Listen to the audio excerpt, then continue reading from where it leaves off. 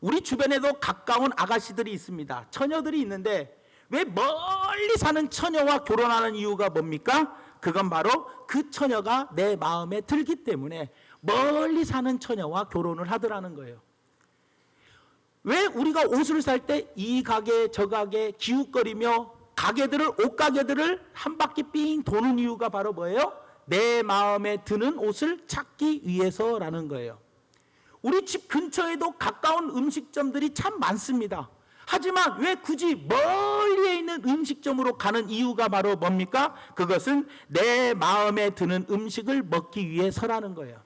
사람은요, 마음에 드는 것이 있다면 시간을 투자해서라도 돈이 들어서라도 그리고 어떤 경우에서든지 우리는 내 마음에 드는 것을 하고 싶어 하더라는 겁니다.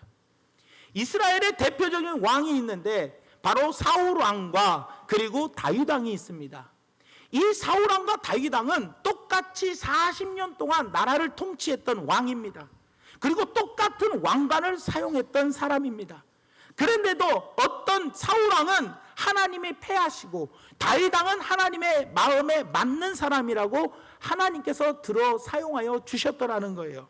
그래서 사도행전 13장 22절 말씀에 보니까 패하시고 사울 왕은 패하시고 다윗을 왕으로 세우시고 증언하여 이르시되 내가 이새의 아들 다윗을 만나니 내 마음에 맞는 사람이라 내 뜻을 다 뭐하리라? 다윗을 통해서 이루리라. 하나님의 뜻을 다윗을 통해서 이루겠다라고 말씀해주고 있다라는 겁니다. 사랑하는 성도 여러분, 우리가 한번 신앙생활을 시작하였습니다. 신앙생활을 했다면 기왕이면 우리의 이름이 하나님께서 패하시고가 아니라 내가 너희들을 바라보니 내 마음에 맞는 사람이라 내 뜻을 너를 통해서 다 이루겠다. 하나님의 뜻을 이루어 드리는 도구로 우리는 사용되어져야 되더라는 거예요. 그런데 기왕이면 신앙생활을 똑같이 했는데 어떤 사람은 하나님의 패하시고 어떤 사람은 하나님의 뜻을 이루어드리는 도구로 쓰임받고 또 성경에는 먼저 된 자가 나중되고 나중된 자가 먼저 된다고 나보다 신앙생활을 먼저 했고 나보다도 모태신앙이면서 나보다도 직분도 높고 훨씬 더 많은 일들을 했는데도 어떤 사람은 하나님이 패하시고 어떤 사람은 하나님의 마음에 맞는 사람으로서 하나님의 뜻을 이루어드리는 도구로 쓰임받는다면 어떻겠냐는 거예요. 똑같이 40년을 정치하면서 똑같이 40년을 나라를 다스리며 똑같이 하나님을 섬기는 사람이었는데 누구는 하나님의 패해서 대대로 자손들이 다 망하게 만들어버리고 누구는 하나님의 뜻에 맞는 사람이 되어 그 자손에서 예수님이 탄생하게 만들어 놓고 왜 그러냐는 거예요. 오늘 말씀을 통해서 부디 내 스스로를 점검해 보는 시간이 되었으면 좋겠다는 거예요. 다시 말하면 상반기가 다 지나가고 이제 2015년도 하반기로 들어섰습니다. 하반기로 들어섰을 때 내 스스로 한번 돌아보자는 거예요. 중고등부는 수련회를 합니다. 청년부도 대학부도 수련회를 합니다. 여름 성경학교도 교회학교도 여름 성경학교를 유초등부 유치부도 합니다. 그러나 우리 어른들은 수련회도 없고 여름 성경학교도 없습니다. 그렇기 때문에 내 신앙을 점검해 보고 힘을 받아서 다시 한번 돌이켜서 하반기 때 승리할 수 있는 새 힘을 공급할 수 있는 길이 없기 때문에 오늘 말씀을 통하여 반드시 여러분들이 다시 한번 기초적인 말씀이라도 내 스스로를 돌아보고 내가 하나님의 마음에 맞는 사람인지 하나님이 딱 패하시기에 합당한 사람인지를 돌아보아 부디 우리 성도님들은 돌이키고 회개하여 반드시 하나님의 뜻을 이루어드릴 수 있는 도구로 쓰임받는 중앙교회 성도님들 되시기를 예수님의 이름으로 축원을 드립니다. 그렇다면 먼저 사울왕이 하나님의 마음에 들지 않았던 이유가 뭐냐는 거예요. 그 첫째로 처음과 끝이 사울왕은 달랐다라는 거예요. 사울이 처음에 왕이 되었을 때에는 너무나도 겸손한 사람이었어요. 얼마나 겸손한 사람이었느냐? 왕이 되고 불량배가 이야기합니다. 이 사람이 어떻게 우리를 구원하겠느냐? 그러면서 화를 내면서 그에게 예물을 드리지도 않았다라는 거예요. 사무엘상 10장 27절 말씀에 어떤 불량배는 이르되 이 사울이라는 사람이 어떻게 우리를 구원하겠느냐 하고 멸시하며 예물을 바치지 아니하였으나 사울왕은 잠잠하였더라. 누가 나한테 저렇게 멸시하면서 화를 냈는데도 잠잠했더라. 화를 같이 맞대어 싸우지 않고 조용했다는 거예요. 이 말은 다시 뭐냐? 그는 겸손한 사람이었어요. 사울왕이 처음은 하나님 보시기에도 너무나도 겸손한 사람이었어요. 겸손한 사람. 그런데 그가 시간이 지나면서 점점 그의 마음에 욕심이 드러나고 점점 교만한 사람으로 변하기 시작하여 전쟁에서 승리할 때 자기의 이름을 위하여 기념비를 세우게 되더라는 거예요. 사무엘상 15장 9절 말씀에 보니까 사무엘이 사울을 만나려고 아침에 일찍 일어났더니 어떤 사람이 사무엘에게 말하 이르되 사울이 갈멜에 이르러 자기를 위하여 기념비를 세우고라고 이야기해요. 자기를 위하여 기념비를 세우는 사람이었어요. 예전에는 어떻게 했어요? 어떤 불량배가 와서 자기를 그렇게 멸시해도 잠잠하면서 참았던 겸손한 사람이었어요. 그런데 시간이 지나면서 처음과 끝이 다른 삶을 살았어요. 그 삶이 바로 무엇이었냐? 시간이 지나니까 나의 이 모든 전쟁에서 승리는 다 내가 잘났기 때문이다. 자기를 위해서 기념비를 세우는 그런 사람으로 변화되었더라는 거예요. 그리고 자기 이름을 드러내기를 좋아하며 하나님의 말씀보다 자기 생각대로 행동하는 사람이었더라는 거예요. 시간이 지남에 따라 이렇게 자기 멋대로 행동하는 사람이 되었기 때문에 하나님은 사울왕을 버려버렸다는 거예요. 처음과 끝이 달라지면 하나님의 마음에 들지 못함으로 인하여 하나님은 촛대를 옮겨버리시는 분이라는 것을 기억하시기를 바랍니다. 그렇기 때문에 여러분들 우리 모두가 다 내 처음 신앙을 회복하시길 바랍니다. 첫사랑을 회복하여 처음 신앙이 변함없이 나아가길 바랍니다.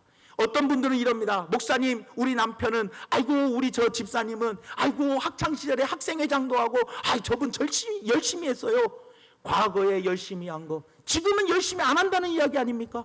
처음과 끝이 다르면 절대로 안 되는 거예요. 주님이 날 사랑해서 택해 주셨던 그 처음 사랑을 잃어버리지 말고 그 처음 사랑을 다시 회복하여 처음과 끝은 변하지 말고 항상 올라가의 신앙이 되는 우리 모두가 되기를 예수님의 이름으로 축원을 드립니다. 그 다음에 두 번째로 사울왕이 하나님께서 패하신 이유가 바로 무엇이냐? 자기의 잘못을 회개하지 않았다라는 거예요. 회개하지 않았어요. 사람은 누구나 잘못을 할 수 있습니다. 그러나 그 잘못을 오히려 회개하고 성공의 밑거름으로 삼는 사람이 있어요. 잘못을 회개하고 성공의 밑거름으로 삼는 사람이 있고 잘못한 후에도 계속해서 잘못을 고치지 않아서 실패하는 자가 있다라는 거예요, 여러분들. 사울이 잘못했을 때 사무엘 선지자가 책망을 합니다. 책망을 해도 그는 고치지 않습니다. 사울은 다윗을 억울하게 죽이려고 했고 끝까지 하나님 말씀에 순종하지 않았고 자기가 제사를 드렸으며 아말렉을 다 진멸하라고 해도 좋은 것들은 다 살려두는 불순종을 하게 되더라는 거예요, 여러분들. 사랑하는 여러분들, 하나님은요 죄 없는 완벽한 의인을 찾으시는 분이 아니라 자기의 잘못을 알고 회개하고 고치는 사람을 찾으십니다. 다시 한번 말씀드립니다. 하나님은 죄 없는 완벽한 의인을 찾으시는 것이 아니라 죄를 지었더라도 회개하고 돌이켜 어떻게 해요? 올바른 길을 걸어가는 사람을 하나님은 찾으시더라는 거예요. 회개하는 사람을 찾으시지 완벽한 사람을 찾으시는 것이 아니라는 겁니다, 여러분들. 그러므로 우리 모두가 다 하나님, 죄는 지을 수 있습니다. 하지만 그 죄를 말씀을 통해서 듣고 발견하였다면 반드시 책망을 들었더라면 그 죄를 철저하게 회개하고 다시는 그와 같은 죄를 범하지 않는 진정한 회개의 삶을 사는 사람이 바로 하나님의 마음에 맞는 사람이라는 것을 꼭 기억해 주시기를 예수님의 이름으로 부탁을 드립니다. 그렇다면 어떻게 하면 우리가 하나님의 마음에 드냐? 우리가 한번 살펴보아야 합니다. 오늘 본 말씀을 통해서 다윗이 어떻게 하나님의 마음에 맞는 사람이었는지, 솔로몬에게 너희 아버지는 이런 삶을 살았다, 그러니 너도 이런 삶을 살면 너에게 복을 주고 너가 아버지처럼 이런 삶을 살지 않으면 네가 지금 성전을 막 지었는데도 이 성전조차도 나는 헐어버리겠다라고 말씀해주고 있더라는 거예요. 그러면서 성전을 다 완성하고 완공하고 하나님께 드렸을 때 하나님은 그 성전에 있음으로 너무나 기뻐서 내 마음과 내 눈과 내 귀가 다 성전에 가 있겠지만, 하지만 네가 아버지처럼 행하였을 때 내가 너와 함께 해주지만 아버지처럼 행하지 아니한다면 너는 이 성전조차도 나는 다 쓸어버리겠다라고 하나님은 오늘 본 말씀을 통해서 솔로몬에게 말씀해주고 있더라는 거예요. 그렇다면 다윗처럼 너희는 그렇게 너희 아버지 다윗처럼 하라고 하는데, 우리의 조상이 누굽니까? 우리의 조상도 다윗입니다, 여러분. 우리는 아브라함이 우리의 조상입니다, 여러분. 그렇기 때문에 우리의 조상인 다윗처럼 우리가 살아야지, 하나님 마음에 맞는 삶을 살아야 우리가 반드시 잘 되고 내 후손이 잘 되고 내 후손에서 예수 그리스도가 나오는 거 아니겠습니까? 그렇기 때문에 반드시 우리도 어떻게 해야 돼요? 다윗을, 하나님이 오늘 말씀을 솔로몬에게 말씀드렸지만 그 말씀이 곧 나에게 하신 말씀이라는 걸 기억하며 다윗처럼 하나님의 마음에 합당한 자가 되기를 예수님의 이름으로 축원을 드립니다. 첫째로 다윗 왕은 어떤 사람이었느냐? 온전한 믿음의 사람이었더라는 거예요. 여러분, 하나님을 기쁘시게 하는 것이 바로 뭐냐? 히브리서 11장 6절 말씀에 믿음이 없이는 하나님을 기쁘시게 하지 못하나니, 하나님을 기쁘시게 하는 데는 반드시 믿음이 있어야지만 하나님을 기쁘시게 해드립니다. 그런데 다윗은 오늘 본 말씀 열왕기상 9장 4절 말씀에 내가 만일 내 아버지 다윗이 행함같이, 다윗이 이렇게 행했는데 마음을 온전히 하고 라고 이야기합니다. 마음을 온전히 했다라는 말은 뭐예요? 다윗은 하나님을 섬겨도 마음을 온전히 다하여 하나님을 섬겼다는 거예요. 온 힘과 온 뜻과 온 정성을 다하여, 온 마음을 다하여 하나님을 섬겼다라는 거예요. 다윗은 온 마음으로 하나님을 섬기는 믿음의 사람이었어요. 온전한 믿음의 사람이었더라는 거예요. 사랑하는 여러분, 다윗이 어린 시절에 골리앗을 만납니다. 딱 와서 보니까 모든 이스라엘 백성들이 다 두려워하고 있을 때 골리앗만이 나아가서 싸웁니다. 하나님의 군대를 모욕하는 골리앗을 보고 다윗은 싸워 이기더라는 거예요. 이런 믿음으로 나갈 때 얼마나 하나님의 자존심이 있었겠냐는 거예요. 여러분 한번 생각해 보세요. 다윗은 비록 어리고 키도 작고 힘도 없습니다. 하지만 하나님을 믿는 믿음으로 나갔다는 거예요. 사무엘상 17장 45절 말씀에 이렇게 이야기합니다. 다윗이 블레셋 사람에게 이르되 너는 칼과 창과 단창으로 내게 나아오거니와 나는 만군의 여호와의 이름 곧 내가 모욕하는 이스라엘 군대의 하나님의 이름으로 내게 나아가노라 라고 이야기합니다. 다윗은요 하나님의 이름으로 나아갔습니다. 여러분 생각해 보세요. 다윗에게는요 골리앗을 두려워하지 않는 용기가 있었어요. 이런 용기는 어디에서 오느냐? 믿음에서 오는 거예요. 두려워하지 않는 용기는 어디서 온다고요? 믿음에서 오는 거예요. 한마디로 다윗에게는 하나님께서 나와 함께 하신다는 믿음이 있었기 때문에 내 눈으로 보기에, 모든 사람들의 눈으로 보기에는 2m 90cm의 높은 키, 엄청난 장신이며 무서워서 벌벌 떨며 어느 누구도 그 앞에 나서지 못하였던 그들은 바로 하나님을 믿는 믿음이 없었기 때문에 골리앗 앞에 나갈 수 없었더라는 거예요. 사랑하는 여러분, 다윗은 골리앗 앞에 나왔을 때 믿음의 눈으로 바라보며 나간 겁니다. 진정한 믿음을 가지게 되면 어떤 환경도 두려워하지 않습니다. 다시 한 번 말씀드립니다. 진정한 믿음을 가진 사람은요, 온전한 믿음을 가진 사람은 어떤 환경도 두려워하지 않아요. 여러분들, 사람들은요, 잘 들어보세요. 문제가 있기에 넘어지는 것이 아니라 온전한 믿음의 용기가 없기 때문에 넘어지는 거예요. 시험이 와서, 환난이 와서 넘어지는 것이 아니라 시험과 환난을 이길 수 있는 믿음이 없기 때문에 넘어지는 거예요. 여러분, 결국은 믿음이 없으니, 하나님을 믿는 믿음이 없으니 환난에 넘어지는 거예요. 환난이 와서 넘어지는 겁니까? 환난을 이길 수 없는 믿음이 없으니까, 이길 수 있는 믿음이 없으니까 넘어지는 거죠. 결국에 우리는 세상을 이기는 이김은 이것이니 믿음이라고 이야기합니다. 왜 우리가 넘어집니까? 거대한 두려운, 거대한 골리앗을 보고 넘어지는 겁니까? 아니라는 거예요. 무엇이 두렵습니까? 돈이 없으니까 두렵습니까? 사업이 안 되는 게 두렵습니까? 아니면 질병으로 인하여 두렵습니까? 아니면 자식이 안 되는 것 때문에 두렵습니까? 여러분은 무엇이 두렵습니까? 그런 환난과 시험과 고난과 역경이 오는 것이 두려운 것이 아니고 그것을 이길 수 있는 믿음이, 온전한 믿음이 없기 때문에 그것을 이길 수 없어서 두려운 거예요. 여러분들, 가나안 땅을 정탐했던 사람들 보십시오. 10명의 정탐꾼들은 어떻게 했습니까? 하나님을 보지 못했어요. 하나님을 믿는 믿음이 없었어요. 하나님은 그 땅을 준다라고 약속했어요. 그런데도 그 약속의 말씀을 믿는 믿음이 없었기 때문에 그 성은 너무나 견고해, 산성이야. 그리고 거기에 사람들은 너무나 키가 커가지고 장신이고, 그들은 거인 같고 우리는 메뚜기와 같아. 우리는 그들의 밥이야, 먹이야. 이러면서 하나님을 믿는 믿음, 하나님께서 주시겠다라고 약속하신 그 말씀을 믿지 못했기 때문에 그들은 거대한 키를 보고, 그리고 튼튼한 성을 바라보며 우리는 절대로 갈 수 없다고 원망하며 모세를 돌로 쳐 죽여버리려고 했다는 거예요. 하지만 여호수아의 갈렙은 어땠습니까? 하나님의 말씀을 믿는 믿음이 있었기 때문에 그들은 우리의 밥이라는 거예요. 그들은 우리의 밥. 그들은 아무것도 아니라는 거예요. 하나님이 그 땅을 주시겠다고 약속했으니 우리는 그 땅을 얼마든지 차지할 수 있다라고 두 명은 믿음의 고백을 하더라는 거예요.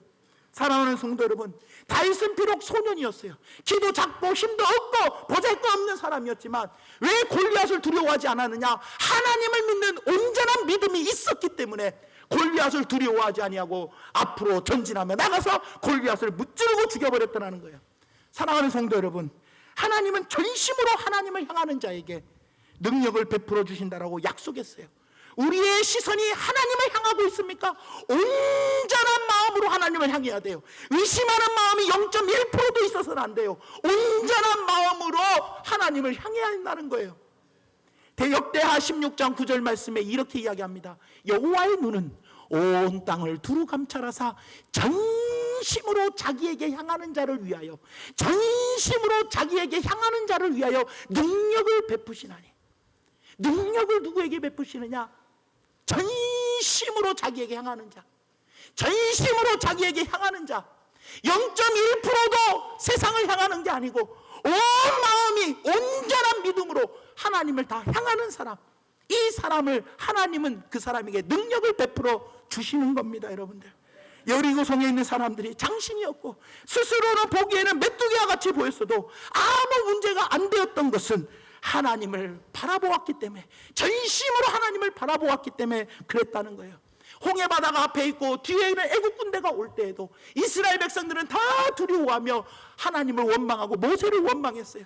우리가 애굽에 매장지가 없어서 우리를 여기서 죽게 만드냐라고 이야기할 때 모세는 뭐라고 합니까? 오늘날 하나님께서 어떻게 오늘 우리를 구원하실까 한번 봐라! 그러면서 하나님을 믿는 믿음으로 나아갔어요. 하나님께서 홍해바다를 쳐라 할 때 쳤더니 홍해바다가 갈라지는 역사가 일어나며 모두가 다 구원을 받는 역사가 일어났지 않았습니까? 여러분들, 사랑하는 성도 여러분, 하나님은 지금도 살아 계십니다. 믿으십니까? 지금도 능력으로 역사하고 계십니다. 하나님은 생사화복을 주관하시는 분입니다. 그리고 하나님을 의지하고 구하는 것을 이루어 주시는 하나님이며 승리케 하여 주시는 하나님을 진짜로 믿으시고 나아가시기 바랍니다. 이런 믿음의 대장부가 되시는 우리 성도님들 되시기를 예수님의 이름으로 축원을 드립니다. 두 번째로, 왜 다윗이 하나님의 마음에 맞는 사람이었느냐?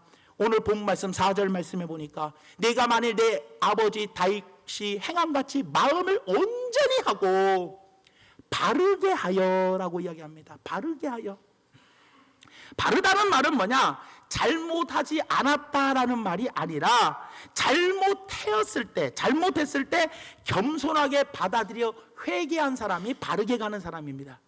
바르게 가는 사람은 한 번도 죄 안 짓는 사람이 바르게 간 사람이 아니라 가다가 죄를 범하였더라도 지적을 받았을 때, 잘못을 지적받았을 때 뉘우치고 회개하여 정상적인 바른 길로 다시 방향을 바꿔서 걸어가는 사람을 바르게 가는 사람입니다. 여러분들, 그렇기 때문에 여러분들 한번 보십시오. 우리가 잘못을 지적했을 때 겸손하게 받아들일 수 있는 회개의 사람이 되어야 한다는 거예요. 다윗은요, 밧세바의 범죄를 저질렀어요. 나단 선지자가 책망하였을 때 그가 뭐라고 이야기합니까? 내가 여호와께 크게 죄를 범하였노라. 내가 여호와께 크게 죄를 범하였노라 하고 그 자리에서 엎드려 통곡하면서 하나님께 회개했습니다. 그러나 사울왕은 어떻습니까? 회개합니까? 오히려 변명을 드려 대진 거 아니겠습니까? 사랑하는 여러분, 사울왕이 버림받은 이유가 죄가 많아서 버림받은 것이 아니라 사무엘 같은 선지자가 바른 말로 깨우쳐 줄 때 회개하지 않았기 때문입니다. 다시 한번 말씀드립니다. 사울왕이 버림받은 이유가 뭡니까? 죄가 많아서 버림받은 것이 아니라 선지자가 책망할 때 깨닫고 바른 길로 회개하여 바른 길로 다시 행해야 하는데 깨닫고 회개하지 않았기 때문에 어떻게 했어요? 그는 버림받게 되었더라는 거예요. 18세기에 가장 유명한 왕 중에 하나가 프레드릭 대제라는 왕이 있습니다. 한 번은 그 왕이 베들린 교도소를 가게 되었어요. 베들린 교도소에 가가지고 무슨 죄 때문에 왔냐, 무슨 죄 때문에 왔냐, 무슨 죄 때문에 왔냐 죄수들에게 물어봅니다. 근데 거기에 있는 모든 죄수들이 왕이시여, 우리는 죄를 짓지 않았어요. 너무나 억울해요. 나는 잘못이 없어요. 그러면서 억울하게 죄가 없는데 교도소에 들어오게 되었다라고 전부 다 하소연하는 거예요. 그런데 어떤 사람에게 물어봅니다. 아니 어떻게 해서 무슨 죄를 저질러서 왔냐고 했더니 그 사람은 유일하게 이런 말을 합니다. 저는 강도짓을 했어요. 그래서 저는 죄인입니다. 저는 당연히 죄인이기 때문에 이 교도소에 있어야 할 사람입니다 라고 이야기하는 거예요. 그랬더니 갑자기 왕이 하는 말이 어이 교도소장 이리 와봐. 그러더니 아니 여기에 있는 많은 사람들은 다 죄가 없다고 하는데 죄가 없는데 왜 이 한 사람만 죄가 있다고 하느냐, 왜 죄 있는 사람을 죄 없는 사람들 속에 같이 놔뒀냐, 죄 있는 사람을 죄 없는 사람들 속에 놔두면 이 죄 없는 사람들도 다 물들 거 아니냐, 나쁘게 물들 것 같으니 이 죄 있는 사람은 물들지 못하게끔 석방시켜라 그랬다는 거예요. 여러분들, 사랑하는 여러분들, 이 말이 무슨 말입니까? 우리는 의인은 없나니 하나도 없다고 죄를 범할 수는 있습니다. 하지만 하나님의 말씀이 선지자를 통해서 선포되어지고 그 말씀이 내 마음에 와닿았을 때 변명되고 어쩔 수 없어요. 내가 지금 이 상황 속에서 어떻게 그렇게 회개할 수 있냐고, 뉘우칠 수가 있냐라고, 돌이켜서 다시 바른 길로 행할 수 있냐라고 하나님께 변명되고 따지면 안 된다는 거예요. 여러분들, 우리는 다시 회개하고 돌이켜 바르게 행하는 길로 가야 되더라는 겁니다. 마지막 세 번째로, 하나님께서 명하신 대로 순종하는 자, 그 사람이 하나님의 마음에 맞는 사람입니다. 오늘 본 말씀 4절 말씀에 보니까 네가 만일 네 아버지 다윗이 행함같이 마음을 온전히 하고 바르게 하여 내 앞에서 행하며 내가 내게 명령한 대로 온갖 일에 순종하여 내 법도와 율례를 지키면이라고 이야기합니다. 다윗은 하나님께서 명령하신 온갖 일에 순종했던 사람입니다. 그러나 사울은 순종하지 아니하고 변명만 들여댔어요. 사무엘상 15장 20절에서 21절 말씀에 보니까 사울이 사무엘에게 이르되 나는 실로 여호와의 목소리를 청종하여 여호와께서 보내신 길로 가서 아말렉 왕 아각을 끌어왔고 아말렉 사람을 진멸하였으나 다만 백성이 그 마땅히 멸할 것 중에서 가장 좋은 곳으로 길갈에서 당신의 하나님 여호와께 제사하려고 양과 소를 끌어왔나이다 하는지라 라고 변명을 냈더니 22절 말씀에 사무엘이 뭐라고 이야기하냐, 이르되 여호와께서 번제와 다른 제사를 그의 목소리를 청종하는 것을 좋아하심같이 좋아하시겠나이까? 순종의 뭐가요? 순종의 제사보다 낫고 듣는 것이 수량의 기름보다 낫다라고 이야기하는 거예요. 하나님 말씀을 듣고 순종하는 것이 제사를 드리며 아무리 좋은 기름으로 하나님께 드리는 것보다 훨씬 낫다는 거예요. 여러분들, 그러니 하나님 마음에 드는 자가 되려면 반드시 하나님의 말씀을 듣고 경청하고 그 말씀을 어떻게 해야 돼요? 순종하는 자가 되어야 한다는 거예요. 다윗은 어떤 사람이었습니까? 사울왕을 죽일 수 있는 기회가 2번이나 있었어요. 사무엘상 24장과 26장에 굴에서 침소에서 2번의 사울왕을 죽일 수 있는 기회가 있었지만 주변 사람들이 옆에서 계속해서 사울왕을 죽이라고, 절호의 기회가 왔다고, 죽이면 자기는 도망자의 신세가 면해지고 얼마나 자기는 왕이 될 수 있는데 죽이라고 옆에서 부추겨도 뭐라고 이야기합니까? 하나님의 말씀에 뭐라고 기록되어 있냐는 거예요.